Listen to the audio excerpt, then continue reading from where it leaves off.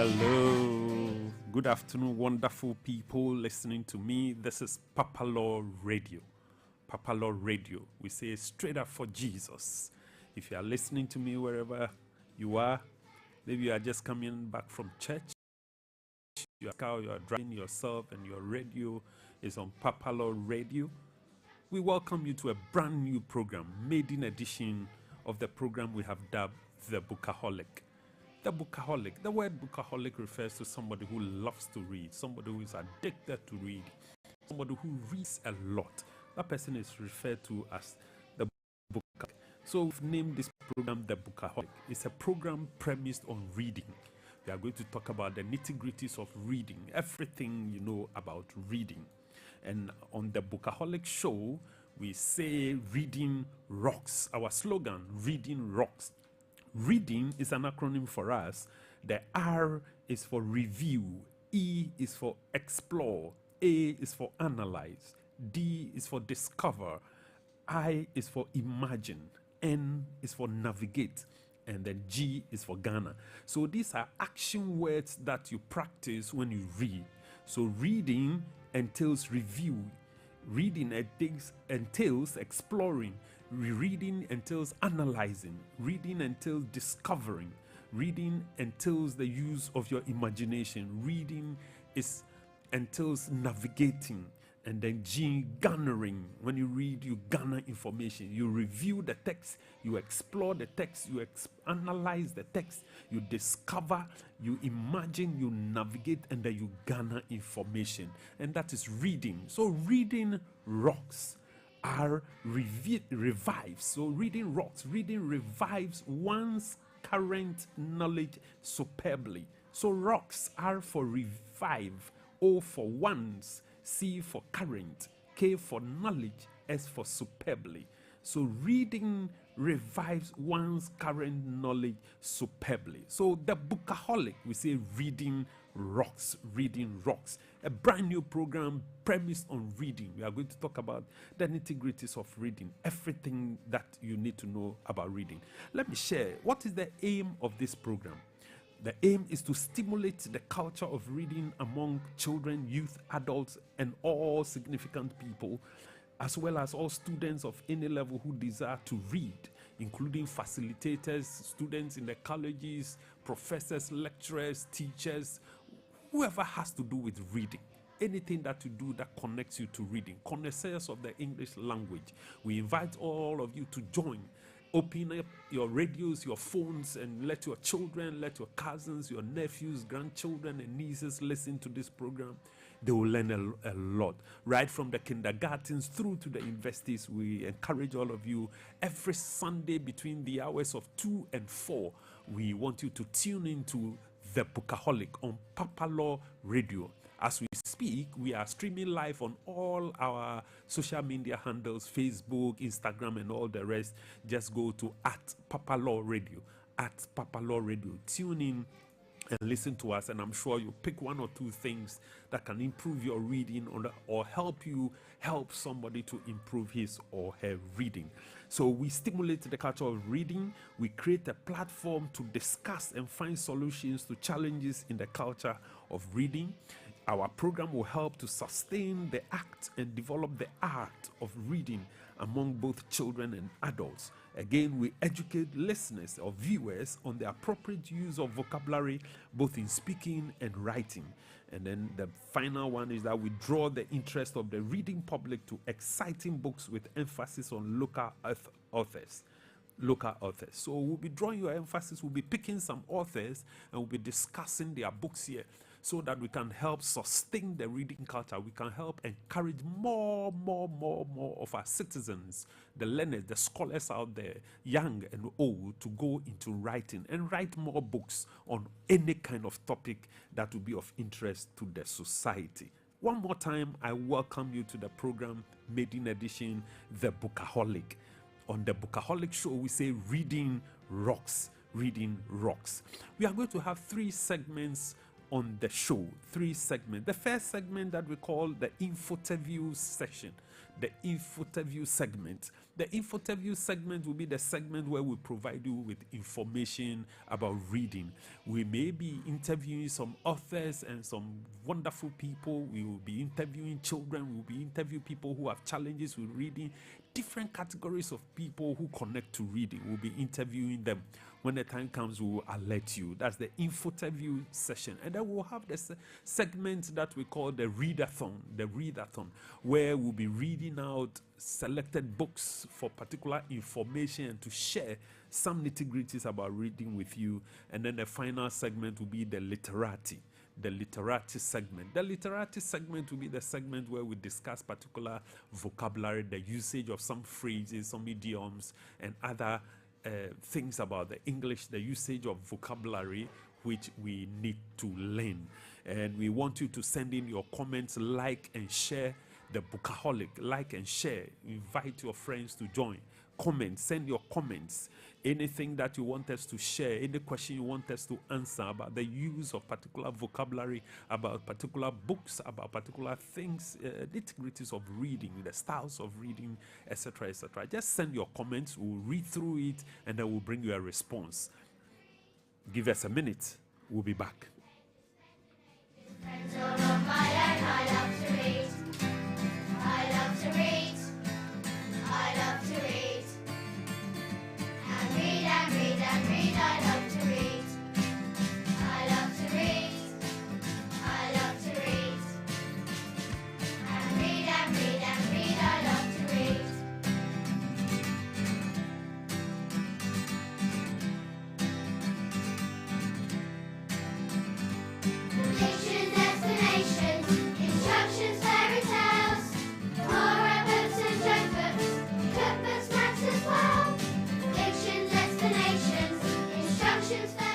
Okay, we are back. Wherever you are listening to me from, this is the Bookaholic. On the Bookaholic show, we say reading rocks. This is a program based on reading. Today, we want to start by talking about the ABCD of reading. For these first few weeks, we'll be talking about the ABCD of reading. So we will take A, the act and the art of reading. The act and the art of reading. So let's look at the act of reading. When we talk about the act of reading, we are talking about the various actions or activities that you do when you want to read. So what are some of the things that you do when you want to read? First, you have to decide on the material or text you want to read. Do you want to read a fiction book? You want to read a textbook? What do you want to read? You want to read a journal? You want to read a comic book? You want to read a magazine, a newspaper, an article? What do you want to read? So you need to make a choice on what you want to read. And the choice is based on your situation, depending on why you want to read. Straight up, let's go into why we read. We are putting it together generally. Why do people read? Number one, we read for information. Again, we read for fun. If people want to read for fun. Number three, we read for memorization. For example, if you are reading a script, if you are an actor or an actress and you are going to act a movie, a series or whatever, you need to read to memorize your lines. So you read on that occasion just to memorize your lines so you can make a good presentation, you can put up a good act when you go on set. Again, when you have a poem and you want to present that poem, you read and then you memorize it. You read and memorize. If there's a new song, you read the lyrics of the song. You want to memorize the lyrics of the song so when you go on stage, you can sing. So we read for memorization. We also read for ideas. You read for ideas. You want to start a project. You want to start a business. You are looking for some ideas to start. You want to share. You are going to present a speech. You are looking for some ideas. You go pick some books and then you read so you can catch some ideas which you'll be sharing with people. You are going to give a talk and you want some ideas to put together to give the talk. You read for ideas. Again, you read for the gist of a text. So you just have seen an article which is interesting and you want to get the gist of that article, you just read to get the gist of that article. And then you also read to answer questions, especially in the life of students and learners. You read to answer questions for in an examination or an assessment test. You pick a book, you pick a textbook you want to read so that you can get the information required to answer questions in the examination room. And then you read to escape. You read to escape. Another to escape also means to while away the time. So you go to an office, you are waiting for an interview, you are at a station, a bus station, or you are sitting on the queue waiting to see a doctor, and then you see a poster on the wall, and as you wait, you read to while away the time, or you read to escape boredom. You read to escape boredom. So, and then finally, you read to engage. Why do we read to engage? You read to learn from the characters, usually in stories and in fiction. You engage, you put yourself in the shoes of the characters, you put yourself in the shoes of the protagonist, and decide what you would have done. You would have followed the same line of action as the protagonist followed in the story, or what would you have done if you were one of the characters? How would you have played it out? So you read to engage so that you learn. In the end, you learn some lessons from the book. So why do we read? Number one, for information. We read for fun, or during our leisure time. We read for ideas. We read for memorization. We read for the gist of a text. We read to answer questions, to be able to answer questions in the examination hall. And then we read to while away the time, or we read to escape boredom. And then finally, we read to engage. Now let's move on. We'll talk about postures of reading. What kind of postures do we assume when we read? So some people want to sit up when you are reading, and that is very good if you want to read for a long time, a very long time, especially when you are reading for memorization or when you are preparing for examination, you are doing some detailed reading. It is good to sit upright so you can sit. Your posture is very, very, very important. So the way you sit, all learners and students listening to me, and even the workers in the offices, the way you sit is very important, because your back must last you a lifetime. Your back is very important, the way you sit, otherwise it will affect your posture. After sitting in a certain manner for a long time, it can affect your posture, especially when you slouch or when you droop. When you sit and you droop, it can affect your posture. So especially in the classroom, in the offices, let's learn to sit upright. Again, let me just caution you that it is not good to sit for a very long time. At least after an hour or an hour and a half, you need to get up and then stretch a little, say hello to people. If you are in the office or you are in a school, it is good to stretch a little so that you can improve the circulation in your body. And then people also read lying down. Usually it is fun when you are reading for pleasure to lie down and read. When you are reading for pleasure, to lie down and read. Some of us who cannot sleep without reading, we also lie down and read ourselves to sleep. And then you can sometimes also stand and read. Usually you stand and read when you are reading posters, when you are reading billboards, when you are reading other information that is usually on walls or signposts and other materials. You stand to read. But basically, we sit or we lie down when we read. All right, so after looking at why we read and the postures for reading, now let's look at the parts of a book. The parts of a book. When you pick a book, you need to know the parts, especially for you young folks out there, the young learners out there, the teachers out there. It's important that we educate our children so they can tell the parts of a book, and then also help them to make choices when they go to the bookshop or any store to buy a book. So let's look. The first thing you see on a book is the front cover. The front cover. The front cover has the title of the book, and you may have a picture or an illustration, and then the author, the name of the author. If there is an illustration, you may also see the name of the illustrator. So the first part of a book we are discussing right now is the front cover. The front cover has the title of the book. It also has an illustration not always, but especially books for children has an illustration, and then you have the name of the author and then the name of the illustrator. You may also find the name of the publisher or the logo of the publisher on the book. Another thing that you find when you open the book, you see the cover page, and then the title page. Some books have both the cover page and the title page. Some may have only one. So the cover page has everything that you see on the cover. It has the title, it has the name of the author, the name of the illustrator, and then the logo. The only thing that you may not see there is a picture or the illustration, but you see the title of the book, you see the name of the author, and then you also see the name of the illustrator. The title page usually has only the title written on it. The title page has only the title of the book written on it. Then from there, you have what we call the copyright page. The copyright page, for all those listening to me out there, it is the page where you open and then you are likely to see a C with a circle around it. A C with a circle around it. That's the copyright page. The copyright page has, number one, the name and address of the publishers.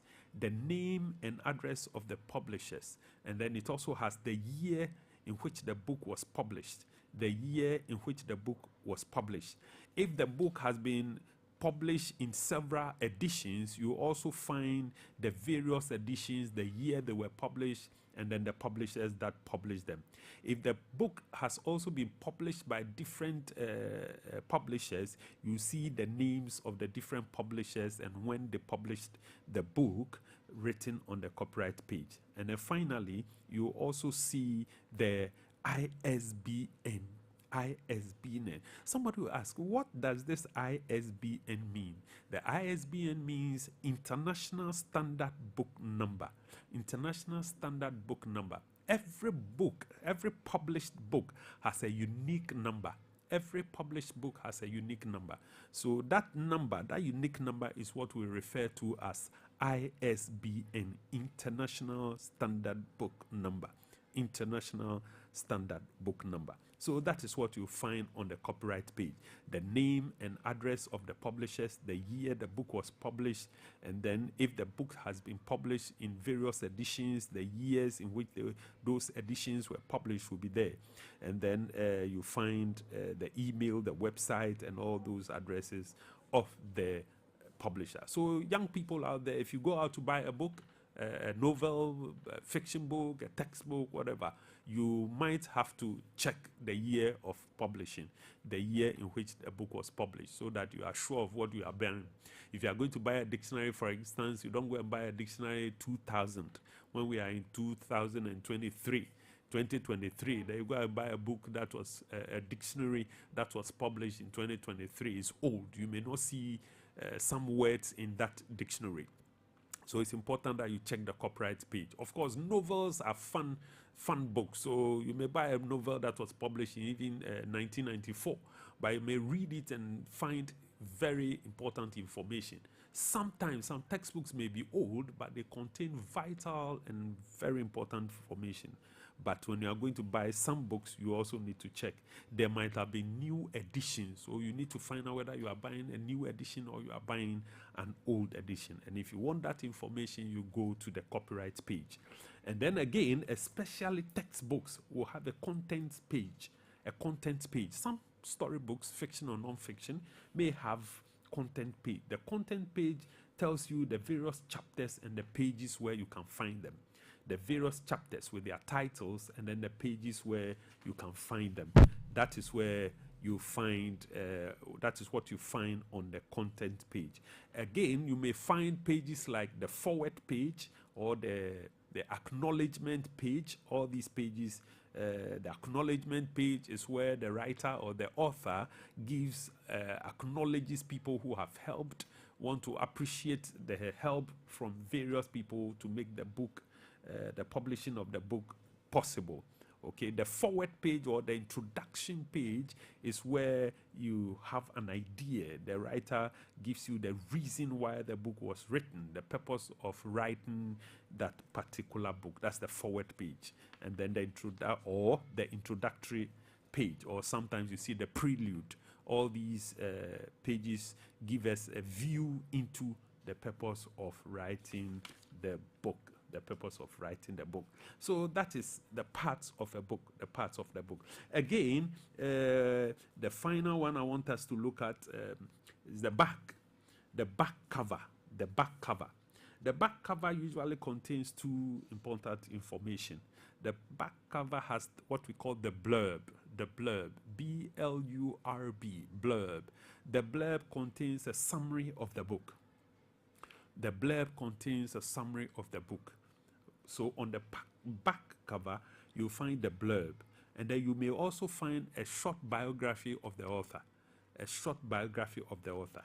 And then you may find a repetition of the particular series or pictures of other books by the same author.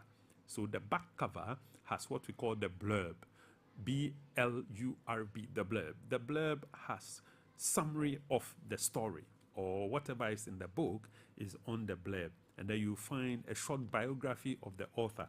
And then you may also find pictures of other books, especially if it's a storybook, a novel.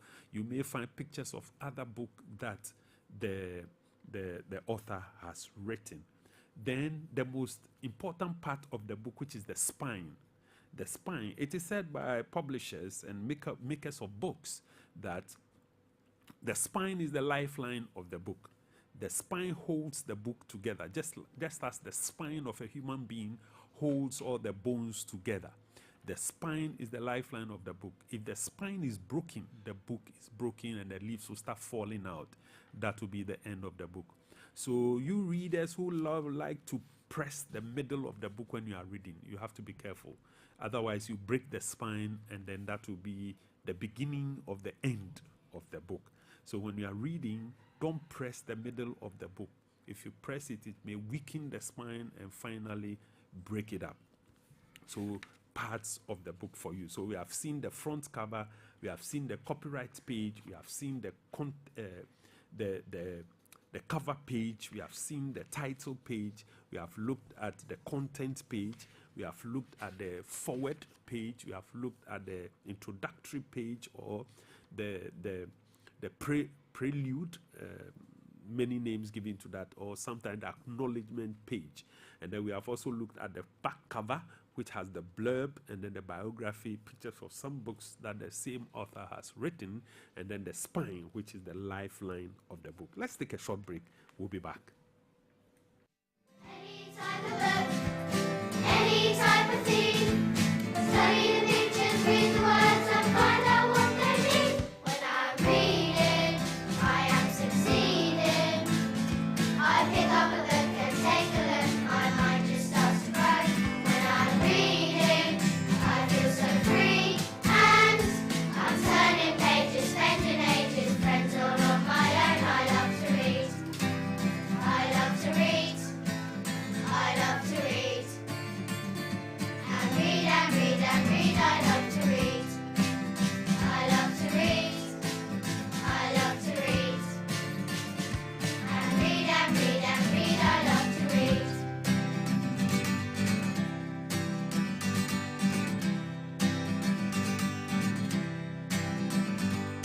Mission destination.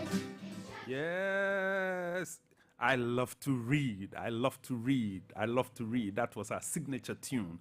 Remember, all of you listening to us, this is PAPALAW Radio. We are streaming live on all our social media handles at PAPALAW Radio. At PAPALAW Radio. Get somebody connected. Call somebody. Share with somebody. Share the information. Comment. Like it. Like it. Like it.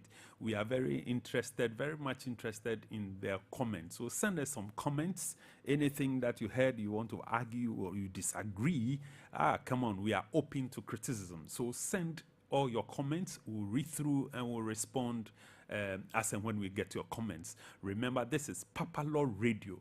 We build communities. We are building communities with information.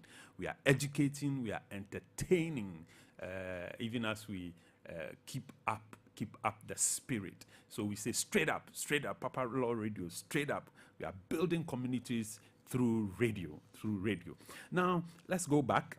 we are still on the infoterview session. So we just looked at parts of a book. We are looking at the act of reading. And we have just finished with the act of reading. We have looked at the parts of a book.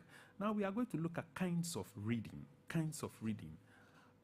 which is part of the art of reading.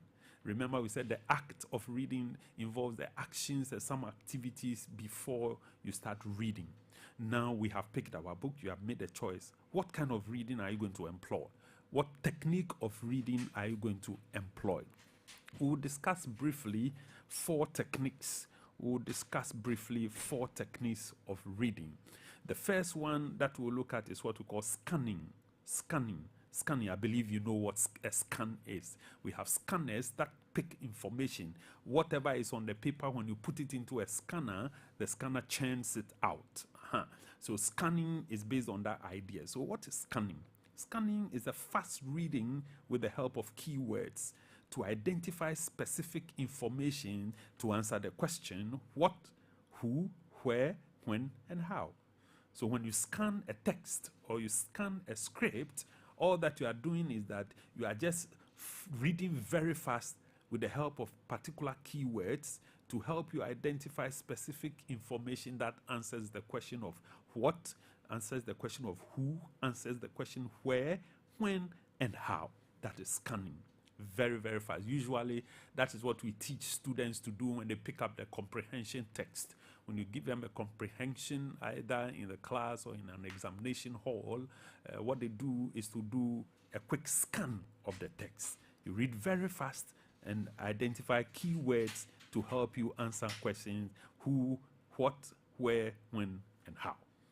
Then the next one we'll discuss is skimming. Skimming. S-K-I-M-M-I-N-G. Skimming.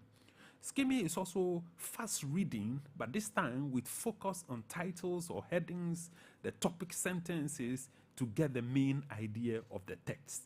So in skimming, you also read very fast, but this time you focus on the titles or headings, the subtitles or subheadings, and then you read topic sentences so you can get the main idea of the text. So let's look at some of the steps that we use when we are skimming. First, you read the title and the introduction. If you pick a text and you are skimming, especially a book, a journal, and you are skimming, you read the title, you read the introduction, and then you look at the subheadings, the headings, and the subheadings. And then you may read the first paragraph. You read only the first paragraph. And then for the rest of the paragraphs, you read only the first sentences, the topic sentences. Remember, we are talking about skimming.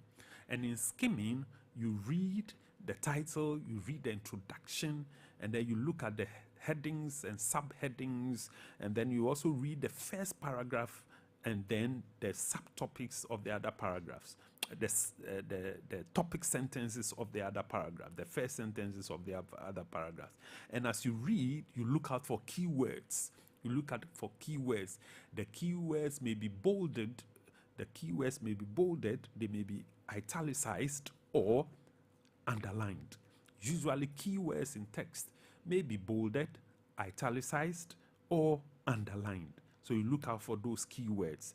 And then you read the last paragraph.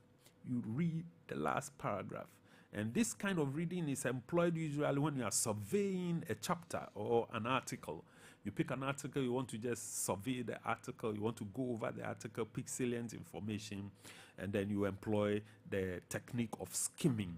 Again, when you are reviewing something you have read already, you have read a book already, you have read a script already, and then you want to review it, you only go for the headings and subheadings, and then you read the subtopics of the paragraphs, you read the introduction, and then you read the conclusion, and then it gives you a general overview of the book.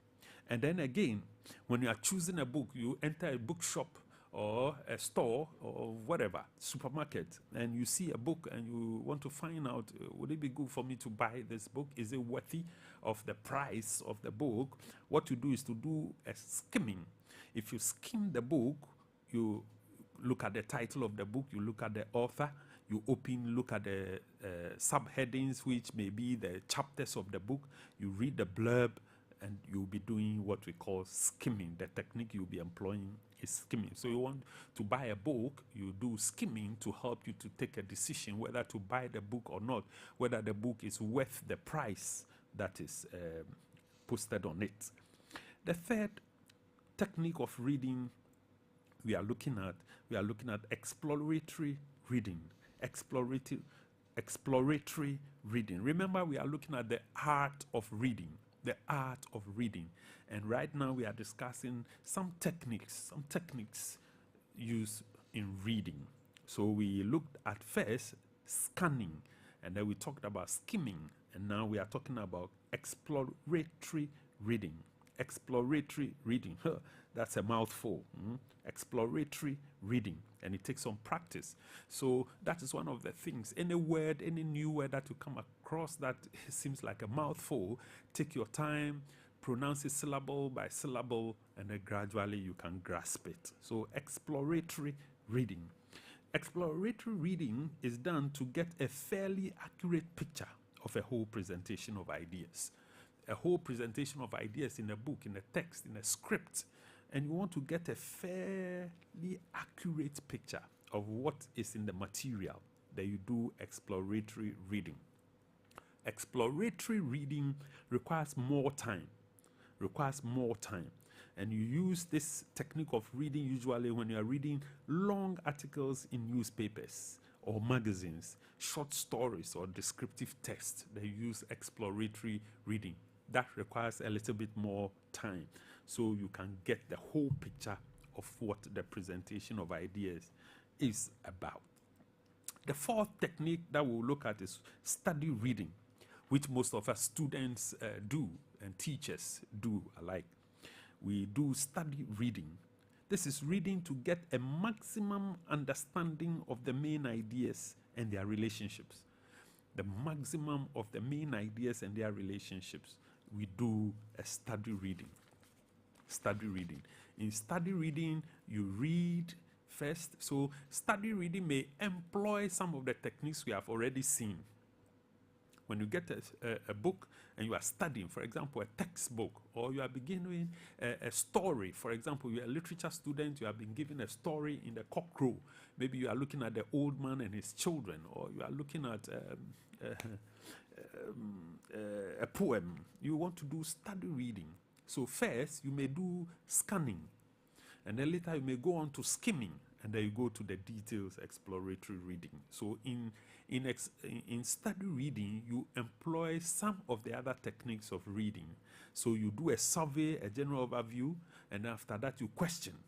Okay, so in study reading, you may read several times. Every particular time you read and the specific direction or the specific intent of that particular reading. So you do a survey, you ask questions. What does the subheadings mean and the headings? What do they tell me? What information do they give? How do they interrelate?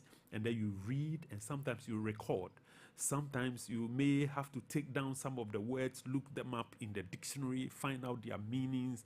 Sometimes you have to go into the history of the word. If there's a vocabulary, maybe a phrase or an idiom or something, you may have to find out the history of that word, how it came to being, and the usage, the way it is used. Then it gives you a more detailed and comprehensive meaning of that particular, the use of that particular word or that particular idiom in a book. And then you record. So as you read, you also record. You either record some of the new vocabulary that you are getting from the book, or you record the information in a summarized form in the way that you understand it. And sometimes you may recite part of that particular text. You may recite. If it's a poem, for instance, you have to recite the poem so you can memorize it. You want to memorize a particular part of the text. Maybe you are studying somebody's speech. You are studying somebody's speech. A portion is very, very interesting, and you may want to quote it another time, especially if you're a student and you are going to make a presentation. You want to quote that particular part of the person's speech to support a point you are developing. Then you have to recite it so you can memorize it. And then you review the entire information. You review the entire information. I want you to know that this information we have presented is from various sources. For example, if you go to www.billstifler.org/ENGL101005 -READ read -hotmail.hotmail, you can get this information.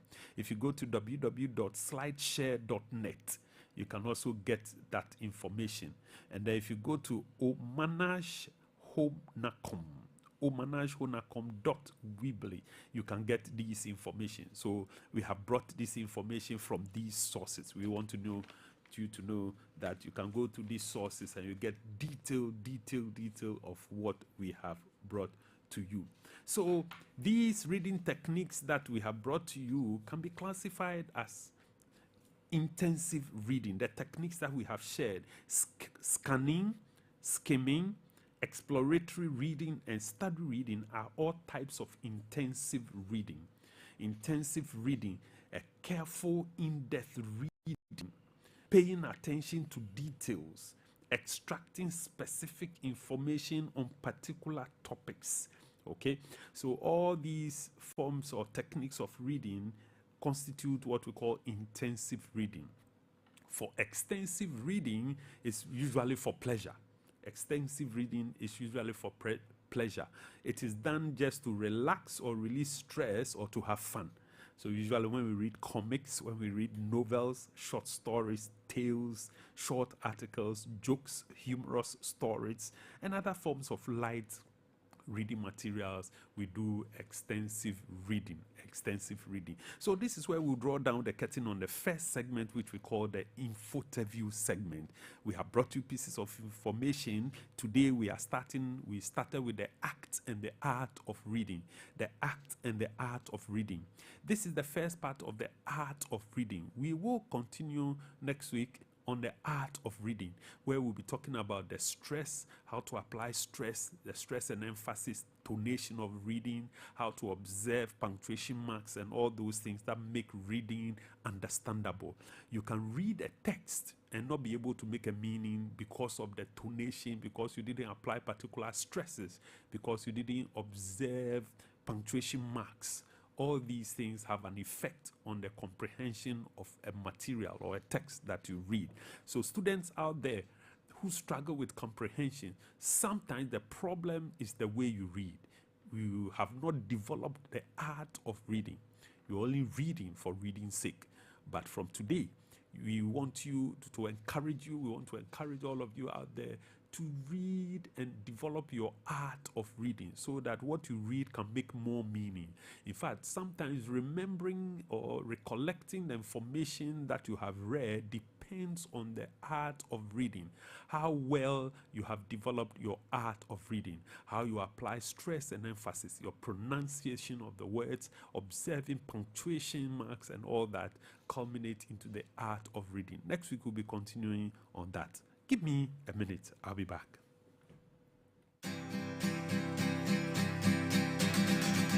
When I'm reading, I am succeeding. I pick up a book and take a look, my mind just starts to grow. When I'm reading, I feel so free, and I'm turning pages, spending ages, friends all on my own. I love to read. I love to read. I love to read. And read and read and read. I love to read. I love to read. I love to read. And read. Say,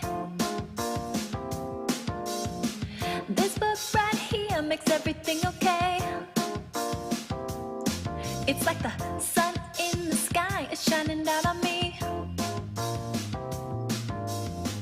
Once you learn to read, baby, you will be forever free.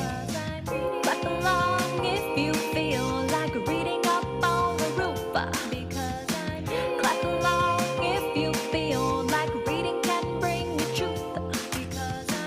Clap along if you know what reading really means to you. Clap along if you feel like reading's what you want to do. With a book in my hand, I can go anywhere.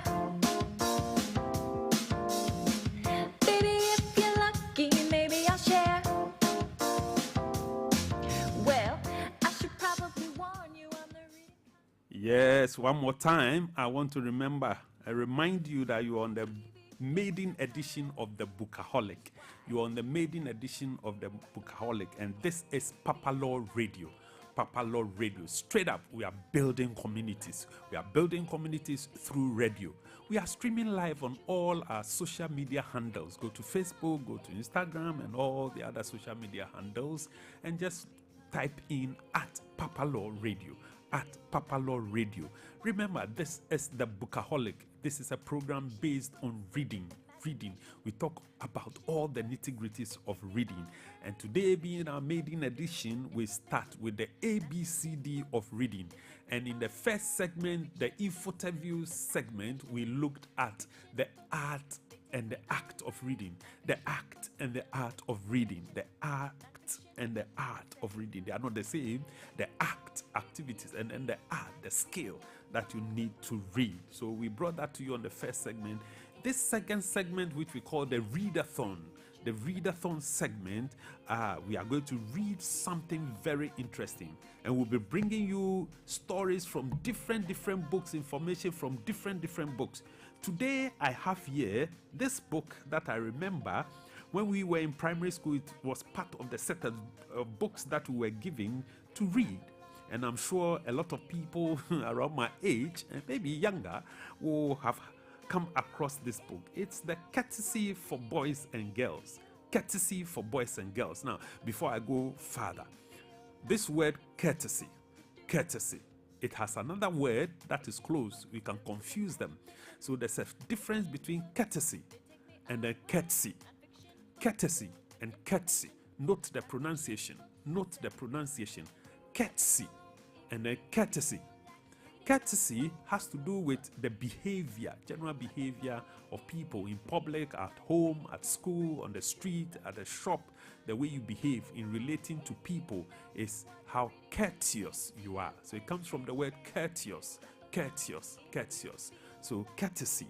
And a courtesy, the spelling C-O-U-R-T-E-S-Y, courtesy. Don't make mistake and say courtesy.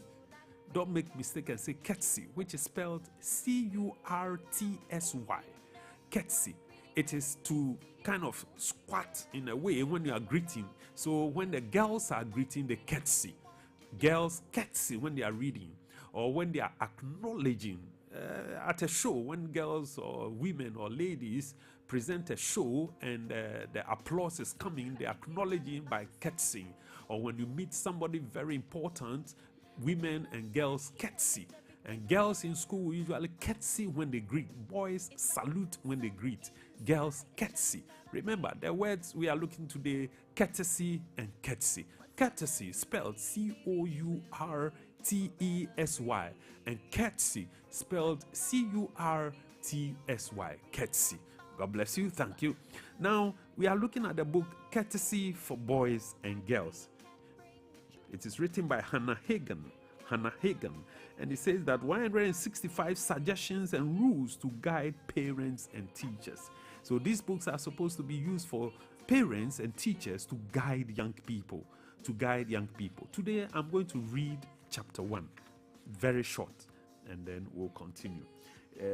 This particular edition that I have was printed or published in 2019 by the ADEX Educational Publications Limited. This particular edition was published in 2019 by the ADEX Educational Publications Limited. Let's go into it. This book has a content page. It's a 95-page book. It's a 95-page book. So young people out there, if you pick a book, it's important you get the title, get the author, get the year of publishing, and then check how many pages. So this book we are going to read today, it's titled Courtesy for Boys and Girls. And it is written by Hannah Hagan. It says that 165 suggestions and rules to guide parents and teachers. It was published in the year 2019 by the ADEX Educational Publications Limited. Now, let's get into the book. We are going to look at the very first chapter titled At Home. At Home. At Home. At Home. Now, I read. We should be very thankful to our parents for all they have done for us. Mother has been taking care of us since we were babies. She has bathed, dressed, and fed us and looked after us when we were sick. She often sat by our bedside through long nights of illness. Our troubles, worries, and pains will always be hers too. Do not forget your parents. They work hard from Monday to Saturday and from year to year in order to provide you the clothes, food, pocket money, etc., which you are so happy to have. Their earnings pay the rent, light the fires, fill the pots and pans, repair boots and shoes, keep the radio playing, and give you treats now and then. Your brothers and sisters are your nearest and dearest relatives. They share mother and father with you and grow up in the same home. Surely, it is your duty to be polite, pleasant, and agreeable in your own family, and in that way, make your home a happy one. Read and think about the following points. Love, respect, and obey your parents. Do what they tell you and do it cheerfully, quickly, and well. Be kind, gentle, and helpful to grandmother and grandfather. Do not be selfish. Share sweets and gifts with your brothers and sisters. 4. Do not take without asking things which belong to a brother or sister. If you get the loan of something, be sure you take care of it and return it in good time. 5. How unhappy the home can be when one child tears, vexes, annoys, quarrels, argues, calls names, sulks, etc. I'll repeat that one. Point 5. How unhappy the home can be when one child tears, vexes, annoys, quarrels, argues, calls names, sulks, etc. Point 6. If at any time you give trouble at home, say, I am sorry. If someone makes this apology to you, be ready there and then to forgive and forget and make friends again. Point 7. Rise in the morning and go to bed at night when you are told. Oh, yes, you heard mom and dad. They should not have to tell you over and over again. Point 8. Greet the members of your family with a cheerful good morning, Kojo. Good morning, mom. Safe journey, Ajwa. Have a good holiday, Ni. Happy birthday, Cecilia. Good night, Dad, etc. Point 9. If you do not hear what is said, say, I beg your pardon, or just pardon. Never say, what? Let me repeat that part again. Point 9. If you do not hear what is said, say, I beg your pardon, or just pardon. Never say, what? If you wish to pass a person who is in your way, say, excuse me, please. This should be said if you have to pass, for example, between the TV set and the viewers, or between two people seated or standing. Point 10. Please and thank you should often be on your lips. Such expressions reveal the polite boy or girl. May I have a piece of cake, please? I am very well, thank you. Point 11. It is very bad manners to listen to private conversation, to stand near a person using the telephone, to turn on the radio or TV when people are having a chat, or to interrupt another's talk. Point 12. Apart from being rude, it would be very wrong to read letters not addressed to you. Point 13. When visitors are received in your home, help to put away their hats and umbrellas and return them when the visitors rise to depart. Place a chair for visitors and be ready to open the door for them when they leave. If the visitor is alone, you should offer to see him or her to the bus or train station. Point 14. Leave the more comfortable chairs for your elders and for visitors. Point 15. It is rude to sit so close to the TV set that other people's view is cut off. 16. Your parents have the right to decide what radio or TV program may be turned on. You cannot expect everyone to give way to your every whim. 17. It would be very thoughtless of you to turn the parlor, hall, or stairway into a playground. Shouting, loud singing, whistling, banging of doors, dragging of chairs can be very annoying and should not be indulged in. Go up and down the stairs quietly. Take one step at a time. Stand aside when others wish to pass, taking care to allow them the real side.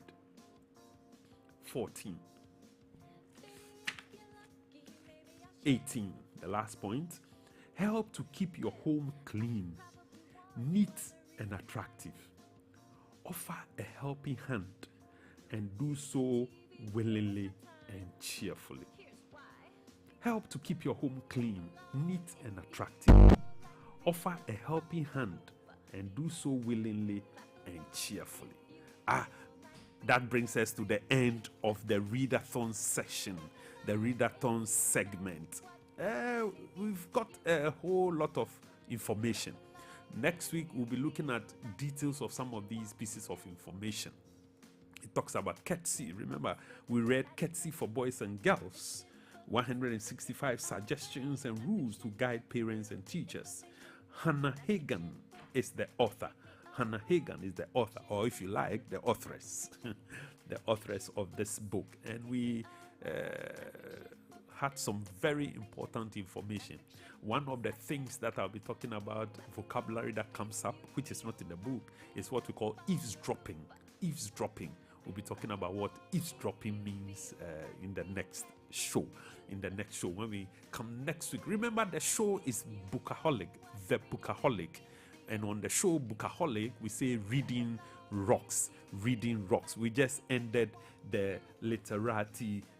We just ended the readathon session where we choose a book and then we read and then critique the information, learn from the information. Today we've learned something about how to behave at home. How to behave at home. One of the things that was what we learned was that do not eavesdrop. Do not eavesdrop. That is to listen secretly to a person's conversation.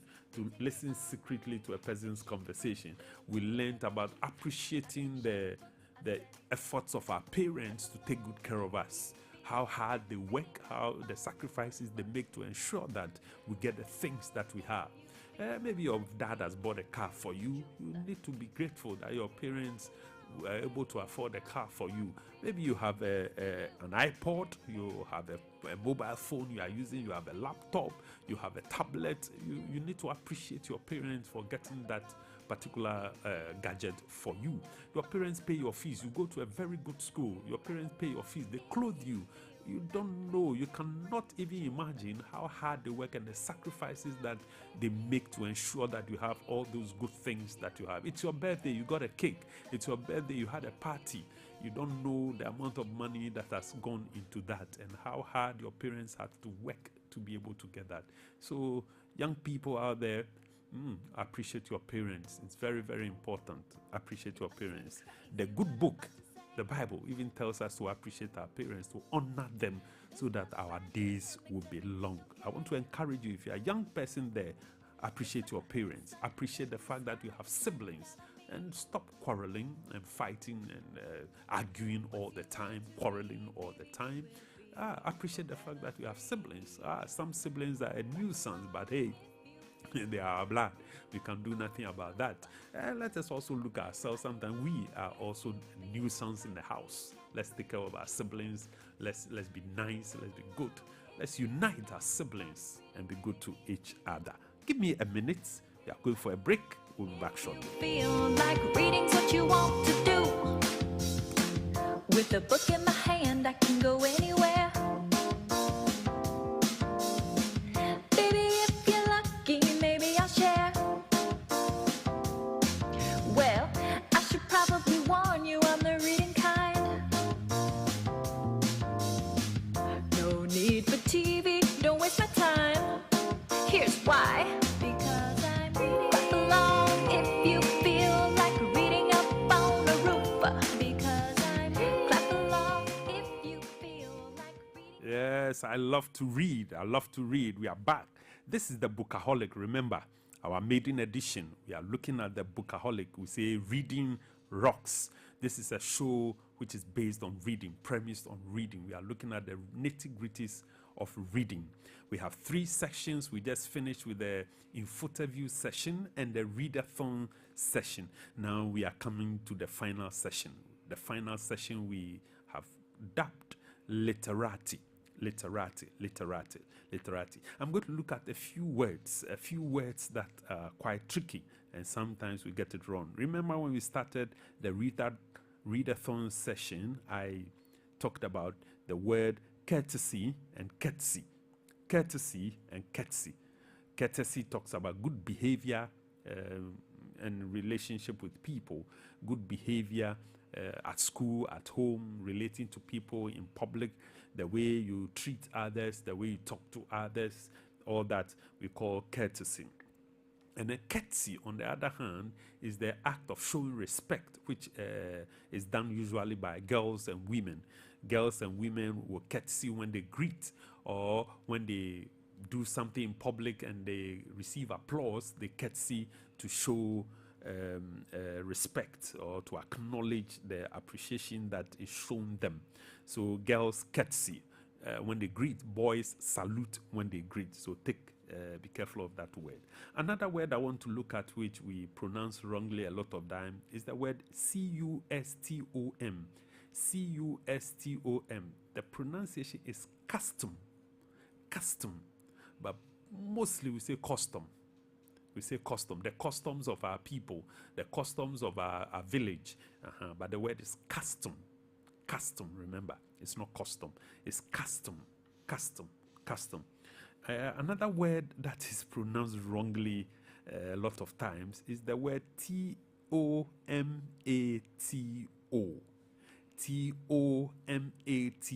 tomato.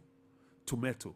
But a lot of us, especially our mothers and on the market, tomatoes, especially in the plural form, we say tomatoes. I'm going to buy some tomatoes. But there's no N in that word. There's no N in that word. Tomato. Tomato. Or in the plural form, tomatoes. Remember, the word is tomato for singular, tomatoes for plural. It's not tomatoes. If you pronounce the word that way, people will ask you questions. Where is your English teacher? I don't want people to ask you questions. So from today, remember, the word is tomato for singular and tomatoes for plural. Tomato for singular and then tomatoes for plural. Another word that I want to look at is the word D-E-S-K. D-E-S-K. Desk. Desk. In fact, I've heard many people who say dex. Dex. It's confusing. And another one on the same line, A-S-K. Ask. Ask. A lot of people say axe, and it gets you confused. What do they want to kill you with an axe or what? So the correct pronunciation is desk. Desk. Desk. Ask. Mask. Task. Remember, desk, ask, mask, task. And the plural of desk, D-E-S-K-S, is desks. Desks. It's not deskses. A lot of people will say dexes. Or let me say, some people say dexes, which is wrong. So it's desks. Desks. Finally, this word, postpone. Postpone. The plural of postpone, the simple past form of the word postpone is postponed. Postponed, not postponed. It's not postponed that I've heard some people say, teachers, students, learners. Postponed is the past, simple past form of the word postpone. P-O-S-T-P-O-N-E, postpone. And for the simple past, you add a D. So you have P-O-S-T-P-O-N-E-D, postponed. The reopening date has been postponed, not postponed. It's postponed. So postpone is the simple present form, and then postponed is the simple past form of the word. I'll end here with this one. All protocol observed. All protocol observed. Remember that English is our second language. So as much as possible when we are speaking, the idioms and expressions we use is in line with the tradition of the English. We know that English, some vocabulary were borrowed from other languages. But in our manner of speaking, it's important that we use the language in the way the native speaker uses it. I know we have developed, especially here in Ghana, what we call educated Ghanaian English, but it's also good that we learn some of the things so that we know the usage of particular words. It has become common or popular that you hear people on several occasions, MCs, people who introduce guests and guest of honor, special guests, and other people on particular occasions use the expression all protocol observed or all protocols observed. Now, according to a little research I did, usually this expression is not even to be used, because in the setting of the native speakers, anybody who is invited to an occasion is listed on the introduction sheet, a sheet for which they will be introduced, and usually it's listed in the order in which they will be introduced. So usually you mention all names, and that's why it's important that you see when you receive an invitation card with the word RSVP. RSVP is a French expression. Répondez-moi s'il vous plaît. Répondez-moi s'il vous plaît. Répondez-moi s'il vous plaît. It means respond. Okay, so when you get an invitation card with RSVP, don't just treat the RSVP as something as part of the invitation. The RSVP is to tell you to respond. So sometimes if you see RSVP, you see an address or phone numbers there, which means that if you accept the invitation and want to attend, reach out and show that you have received and you are ready to respond. But you know, it is not part of our traditions here. People receive cards and they just drop it somewhere and put it there and say, oh yes, we will go. You see, so on the occasion, when the meeting starts or when the occasion is underway, you don't know who and who come, except they announce themselves at the entrance, okay? And then the MC or whoever is in charge of introductions receive the names. Some people also want to walk in silently and sit somewhere. But sometimes people complain that, oh, you didn't even acknowledge me. So it's important that when you handle an occasion or when you get an invitation, respond to the invitation and let the people know that you are coming. And then you get there. If you are not able to attend, it's also courteous that you respond and say, oh, I'm sorry, there's a clash, I have something to do, I will not be able to attend the program. Okay, so the proper acknowledgement is done. Now, this expression, all protocol observed, is usually used when you go for an occasion and you are introducing people and you are not sure, for example, in the introduction of the people with titles, who comes before who. You are introducing different people with different titles who are there, and you are not sure who should come first and who should come first, and then you use the expression to let the people understand that, listen, you are not doing this deliberately, but you are not sure of it. The person who was organizing the thing did not maybe enlighten you about that, or you don't know. Or again, when you are not sure about who is there.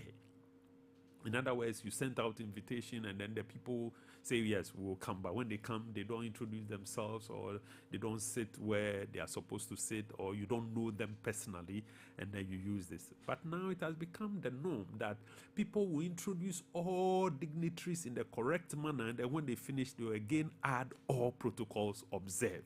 It is not too correct. So let us look at the usage. I want to hear your comments on this one. So send us your comments. Remember, the show is the Bookaholic. On the show Bookaholic, we say reading rocks. This is a show premised on reading, talked about all the nitty-gritties of reading. Thank you so much for listening in. We are streaming live on all our social media handles. Every Sunday between the hours of 2 and 4, just tune in to the Bookaholic. And I'm sure you'll learn one or two things that will help improve your reading, or that can help you to teach and guide somebody in reading. This is the Bookaholic, and I have been your scribe on the show. I am the Carlton. The Carlton. Thank you very much for listening. Wherever you are listening from, wherever you are, in your car, at your home, relaxing at the beach, wherever you are listening or watching, God bless you for watching. This is the Bookaholic. We say reading rocks. Same time next week will come your way. Read, remember, listen, like, share, and send your comments at PAPALAW Radio, all the social media handles. This is PAPALAW Radio. We say straight up, building communities. We are building communities through radio. Thank you very much. Thank you very much. And I'll see you next week. Au revoir. Bye-bye. Study